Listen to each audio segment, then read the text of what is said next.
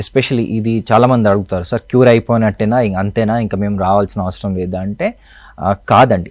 Cure అయిపోతుంది అంటే మనం క్యాన్సర్ ట్రీట్మెంట్ చేశాక అది 100% మన సర్జరీతో కానివ్వండి, రేడియోథెరపీతో కానివ్వండి 100% క్యూర్ అయిపోయినట్టు అప్పుడు.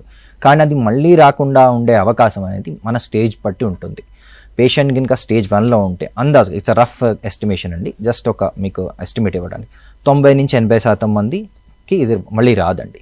ఒక 10% మళ్ళీ నెక్స్ట్ 5 years వరకు 80-90% మందికి మళ్ళీ రాదు.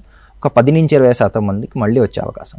అలా స్టేజ్ 2 ఉన్నప్పుడు 70-80%, స్టేజ్ 3 అయ్యేసరికి 50-60%, అదే స్టేజ్ 4 అయ్యేసరికి 40-50. అంటే 100 మంది ఇలాంటి స్టేజ్ 4లో ట్రీట్మెంట్ చేస్తే 40-50 మందికి మళ్ళీ రాకుండా మిగతా 60-60% మెంబర్స్కి మళ్ళీ వచ్చే అవకాశం ఉంటుంది. ఎందుకు అంటే ఆ స్టేజ్ 4లో అనేది ఆ ట్యూమర్ అనేది బాడీలో మనకి ఎక్కడొక్కడ దాక్కుండి ఒక నెస్ట్ లాగా, ఒక దాని హైబర్నేషన్ లాగా ఒక దాక్కుండిపోతుంటుంది. సో ఆ క్యాన్సర్ రీసెర్చ్లో మనం ఇంకా అంత ముందుకు రాలేదు.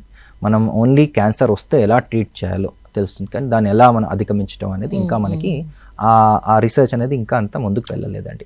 సో ఈ రిటర్న్ వచ్చే అవకాశం ఉంటుంది, but according to stage. Early స్టేజ్లో అదే చెప్తున్నాను, మా పేషెంట్స్ అందరికి వచ్చినప్పుడు నేను అదే రిక్వెస్ట్ చేస్తాను వాళ్ళ రిలేటివ్స్ కూడా.